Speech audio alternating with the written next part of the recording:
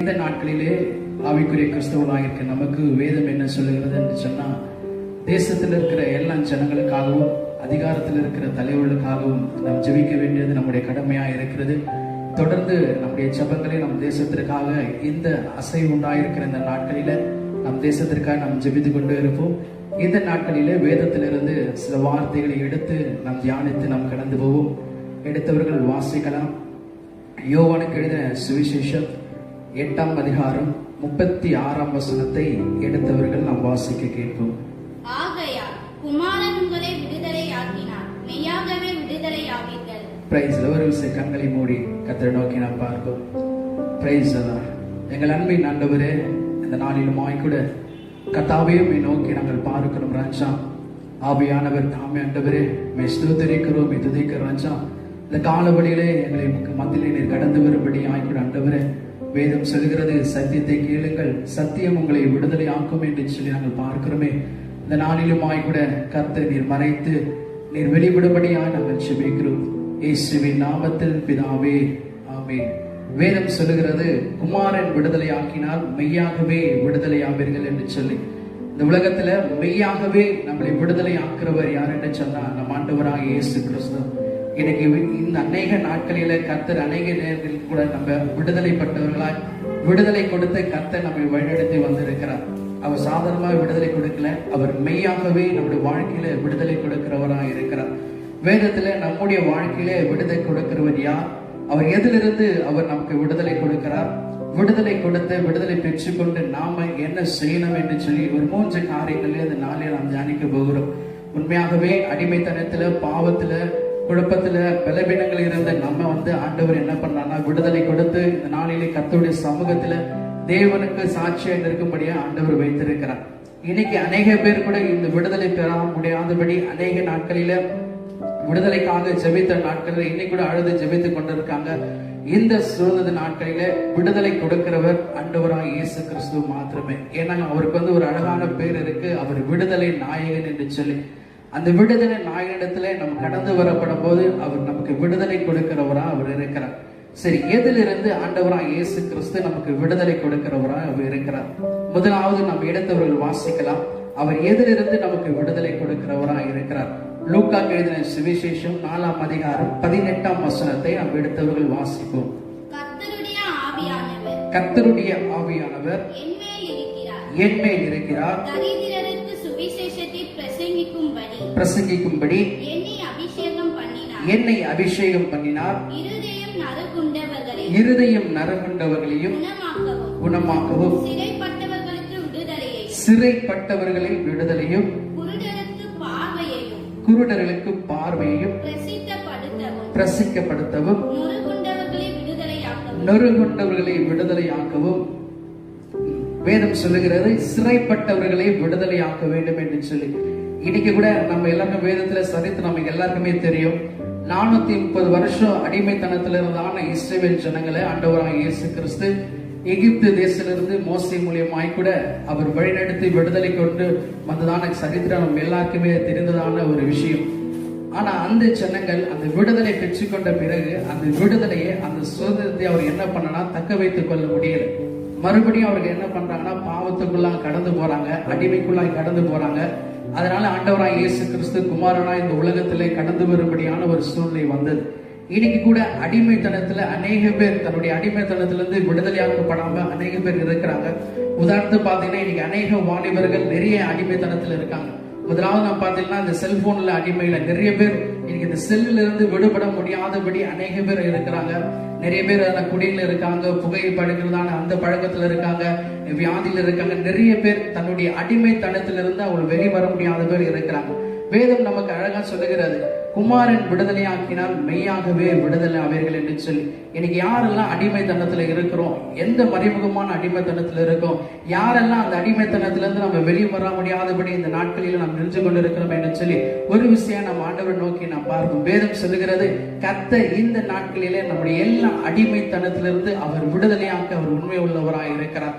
எப்படிப்பட்ட அடிமைத்தனமா இருந்தாலும் விடுதலையாக்க தேவனால மாத்திரம்தான் முடியும். ஏன்னா வேதம் சொல்லுகிறது, எடுத்து வாசிக்கலாம். யோவானுக்கு எழுதின சுவிசேஷம் 8ஆம் அதிகாரம் 34ஆம் வசனத்தை நாம் வாசிக்கப்படும் போது, இயேசு அவர்களுக்கு பிரதியுத்தரமாக, இயேசு அவர்களுக்கு பிரதியுத்தரமாக, பாவம் செய்கிறவன் எவனோ அவன் பாவத்திற்கு அடிமையாய் இருக்கிறான். வேதம் சொல்லுகிறது, யாரெல்லாம் பாவம் செய்றீங்களோ அவங்க பாவத்திற்கு அடிமையா இருக்கிறோம் என்று சொல்லி. இன்னைக்கு நம்ம பாவம் செய்துட்டோம்னா கண்டிப்பா அதுக்கு நம்ம அடிமையா இருக்கிறோம். உதாரணத்துக்கு வேதத்துல நம்ம அநேக சம்பவங்கள் இருந்தாலும் ஒரு ஊழியக்காரர் சொன்னதான ஒரு கதை இந்த நாளிலே கர்த்தர் நமக்கு சொல்ல கேட்போம். ஒரு ஊழியக்காரர் என்ன சொன்னார்னா, ஒரு குடும்பத்துல 2 அண்ணன் தங்கச்சிக்கு 2 பேர் இருந்தாங்க. அவங்க என்ன பண்ணா, ஒரு நாள் தகப்பனார் வெளியில ஒரு ஃபங்க்ஷனுக்காக பேரண்ட்ஸ் கடந்து போகப்படும் போது இவங்க 2 பேர் மட்டும் வீட்டுல இருந்திருக்காங்க. அப்ப அந்த தம்பி என்ன பண்ணிருக்கான், விளையாடு கொண்டு இருக்கப்படும் போது வீட்டுல வளர்க்கத்தக்கதான அந்த கோழி என்ன பண்ணிருக்கான், சாகடிச்சிடறான். தெரியாம கால் மணித்து அந்த கோழி இறந்து போயிருக்கு. இதை பார்த்ததான இந்த அக்காக்குள்ள ஒரு என்ன விஷயம், இதை பிளாக்மெயில் பண்ணி தன்னுடைய தம்பிய, நீ ஏதாவது தப்பு செஞ்சினா, எனக்கு ஏதாவது வேலை செய்யலாம், நான் பேரண்ட்ஸ் கிட்ட நான் போட்டு கொடுத்துருவேன். அந்த நாள்ல இருந்து என்ன பண்ணாங்கன்னா, அந்த தம்பி அந்த அக்காவுக்கு ஒரு அடிமை போல அவன் வாழ்ந்து வந்தான். இப்படி இல்ல, சில நாட்களாக சில மாதங்களாக அந்த அக்கா என்ன செய்ய சொல்றாங்களோ அது தன்னுடைய குடும்பத்துல இவன் செய்கிறவனா இருந்தான். உதாரணத்துக்கு பார்த்தா, ஒரு தண்ணி குடிக்கிறதுல இருந்து எந்த ஒரு விஷயம் குடும்பத்திற்காக செய்ய வேண்டும் என்று சொன்னால அக்கா செய்யாம தம்பியை தான் அவன் வேலை வாங்கி கொண்டு இருந்தான். ஒரு நாள் இந்த காரியம் அவனுக்குள்ள ரொம்ப பாரமாயிடுச்சு. அவன் என்ன யோசிச்சானா, இந்த நாட்களிலே அக்காக்கு அடிமையா இருக்குது, நம்ம செஞ்ச பாவத்தை அக்கா கிட்ட அடிமையா இருந்து இப்படிப்பட்ட காரியங்களை செய்வதை விட தன்னுடைய பேரண்ட்ஸ் கிட்ட, அப்பா அம்மா கிட்ட போய் நான் அந்த காரியத்தை சொன்னா கண்டிப்பா எனக்கு விடுதலை கிடைக்கும் என்று சொல்லி அவன் நம்பி தன்னுடைய பேரண்ட்ஸ் கிட்ட போய் அந்த காரியத்தை சொல்லியிருக்கிறான். இப்ப நான் தெரியாம நான் கோழியை சாகடிச்சிட்டேன்பா அப்படின்னு. அப்போ அவன் தகப்பனார், ஏன்பா இதுக்கு ஏன்பா நீ ரொம்ப கஷ்டப்பட்டு கொண்டு இருக்கிறேன்னு சொல்லி அவனை அணைத்து அவனுடைய அடுத்த காரியங்கள், அவனுக்கு தேவையான விஷயங்களை அவனுக்கு ஆறுதலையும் அவனை பலப்படுத்தி அனுப்பிச்சாரான். இன்னைக்கு கூட ஆண்டவராக இயேசு கிறிஸ்து கூட பிசாசானவன் நம்ம செஞ்ச காரியங்களை பாவத்தை வைத்துக் கொண்டு நம்மளை பிளாக்மெயில் பண்ணி கொண்டு இருப்பான். அவன் சத்துருக்கள் நம்ம என்ன செய்ய, நம்ம செஞ்ச பாவத்தையும் அவன் சொல்லிக் கொண்டு இருப்பான். இதனால நம்முடைய வாழ்க்கையில ஆண்டவரிடத்துல சேருவதற்கு, அவ்விடத்துல நம்ம கிட்ட போவதற்கு, அவருடைய காரியங்களை செய்வதற்கு நிறைய காரியங்கள் தடையா இருக்கும். வேதம் சொல்லுகிறது, தன் பாவங்களை மறைக்கிறவன் வாழ்வடைய மாட்டான், அவைகளை அறிக்கை செய்து விட்டு விடணும், கர்த்தரிடத்துல இரக்கம் பெறுவான் என்று சொல்லி. இன்னைக்கு இப்படிப்பட்ட பாவத்திலே நீங்க அடிமையா இருப்பீர்களானால், வேதம் சொன்னது போல ஆண்டவரிடத்துல நீங்க கடந்து வாங்க. கண்டிப்பா கர்த்தர் அடிமைத்தனத்திலிருந்து விடுதலையாக்க அவர் உண்மை உள்ளவராக இருக்கிறார். அது மாத்திரமல்ல, இந்த அடிமைத்தனம் நம்ம வேதத்துல வாசிக்கிறோம், அடிமைத்தனமா நம்ம இருக்கக்கூடாது அப்படின்னு சொல்லி இந்த நாட்களை நாம் தியானித்துக் கொண்டு இருக்கிறோம். ஆனா எதற்கு நம்ம அடிமையா இருக்கணும் என்று சொல்லி வேதம் நமக்கு சொல்லுகிறது. எடுத்தவர்கள் வாசிக்கலாம். ரோமர் எழுதின புஸ்தகம் 6ஆம் அதிகாரம் 18ஆம் வசனத்தை வாசிப்போமே. பாவத்திலிருந்து நீங்கள் விடுதலையாக்கப்பட்டு நீங்கள் நீதிக்கு அடிமைகளானீர்கள். வேதம் சொல்லுகிறது, அடிமைத்தனத்திலிருந்து ஆண்டவர் நம்மளை விடுவித்துட்டா. ஆனா எதற்கு நம்ம அடிமைகளா இருக்கப்பட்டிருக்கிறோமா? நீதிக்கு அடிமையாக்கப்பட்டிருக்கோமா?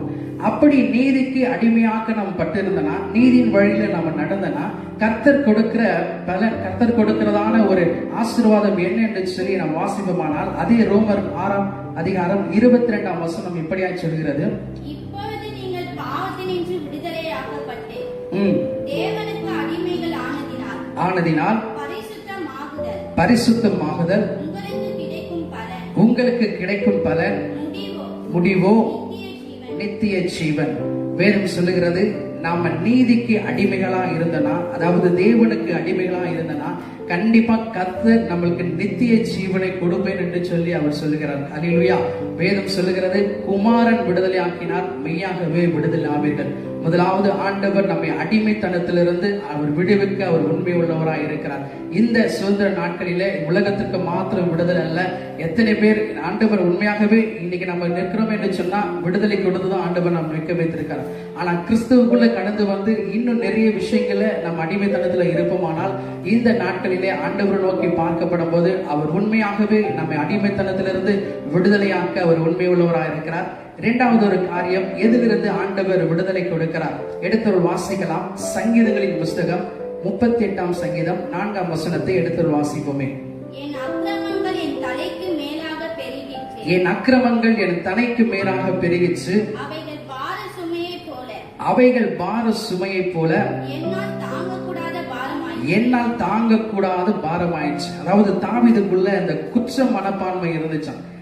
சில மனுஷங்களுக்குள்ள அந்த குற்ற மனப்பான்மை இருக்கும். அதாவது நீ பாவி பாவி என்றதான மனசாட்சி மாத்திரமல்ல, நம்மளை சார்ந்திருக்க நம்ம சுற்றி இருக்கிற கூட அந்த விஷயத்தை அவங்க சொல்லிக் கொண்டே இருப்பாங்க.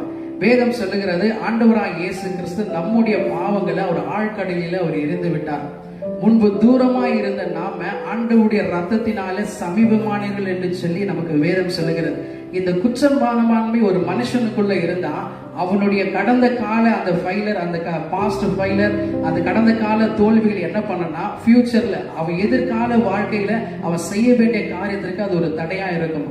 அந்த குற்ற மனப்பான்மை அவனை குற்றப்படுத்தி கொண்டே இருக்குமா. இன்னைக்கு வேதம் சொல்லுகிறது, அப்படிப்பட்ட குற்ற மனப்பான்மையோடு யாராவது இருப்பீர்களானால் ஆண்டவராக இயேசு கிறிஸ்து தாவீதுக்கு மாத்திரமல்ல, அவர் சொல்றார், என் அக்கிரமங்கள் பெருகிச்சு என்று சொல்லி, என்னால தாங்க கூடாத பாரமாயிடுச்சு என்று சொல்லி, அப்படிப்பட்ட சூழ்நிலை அங்க இருப்பீரானால் கர்த்தர் வேதம் சொல்லுகிறது, குமாரன் விடுதலையாக்கினால் மெய்யாகவே விடுதலை ஆவீர்கள். அந்த குற்ற மனப்பான்மையிலிருந்து ஆண்டவர் விடுதலை கொடுப்பார். அந்த குற்ற மனப்பான்மை விடுதலை கொடுக்கபடியாக ஆண்டவராக இயேசு கிறிஸ்து கல்வாரி சிலுவையிலே நமக்காக ஜீவனை கொடுத்தார்.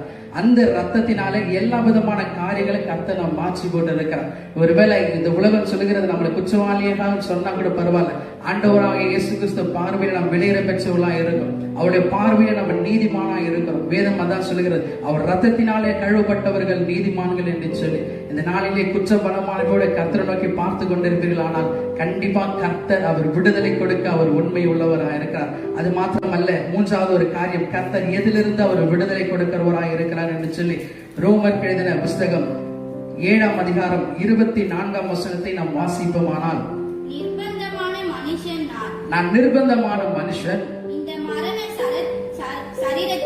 இந்த மரண சரீரத்திலிருந்து யார் என்னை விடுதலையாக்க கூடும். அழகான ஒரு வார்த்தை.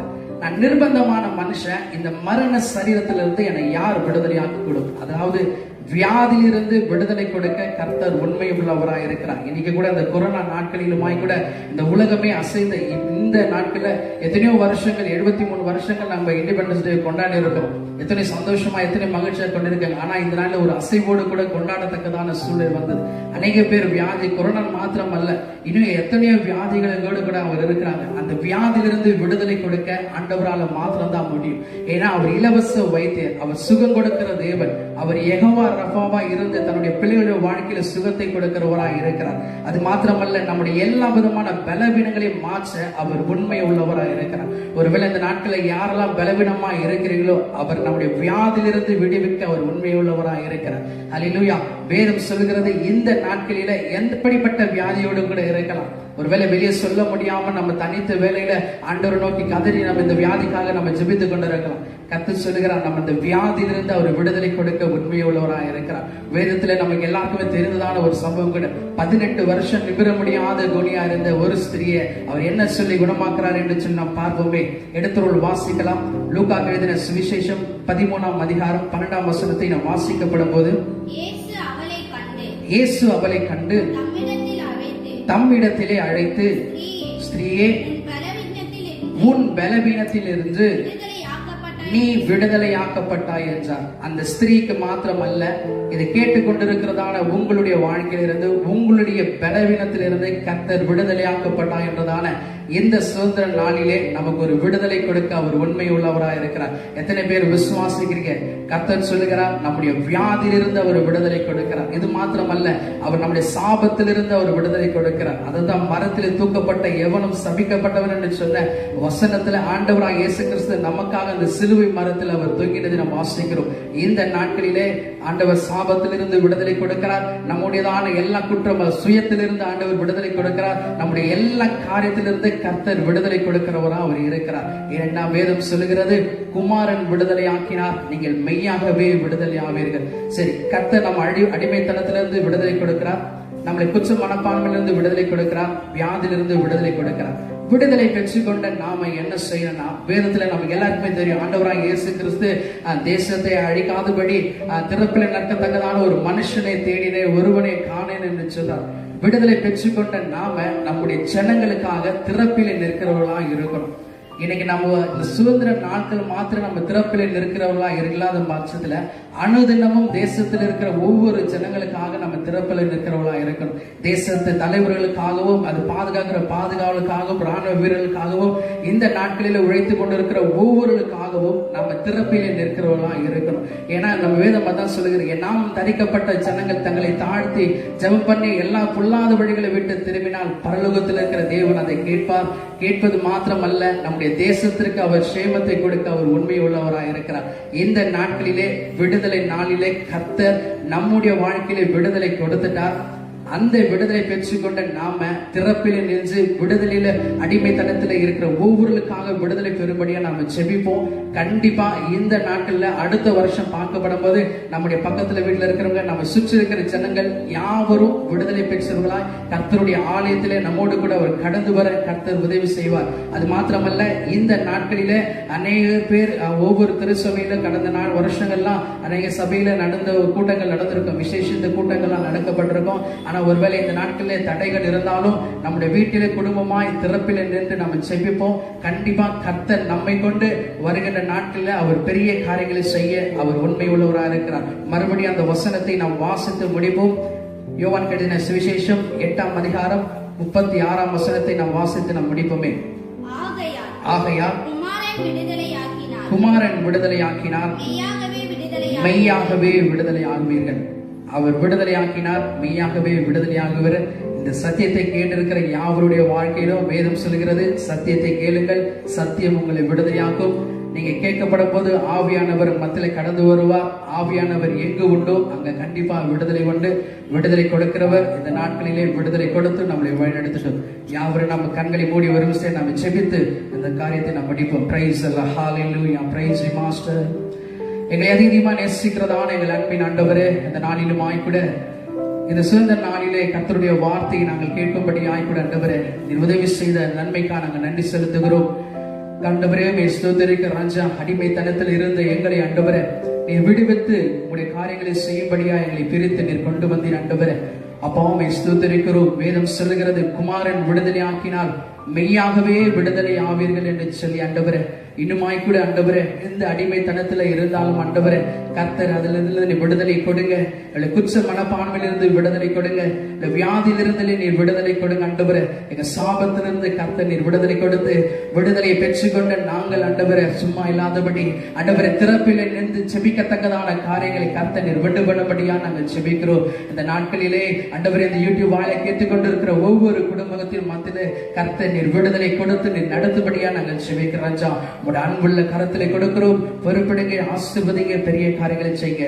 மாறாத இயேசு கிறிஸ்துவின் நாமத்தில் செபிக்கிறோம் என் ஜீவனம் அன்பு நிறைந்த நல்ல பிதாவே.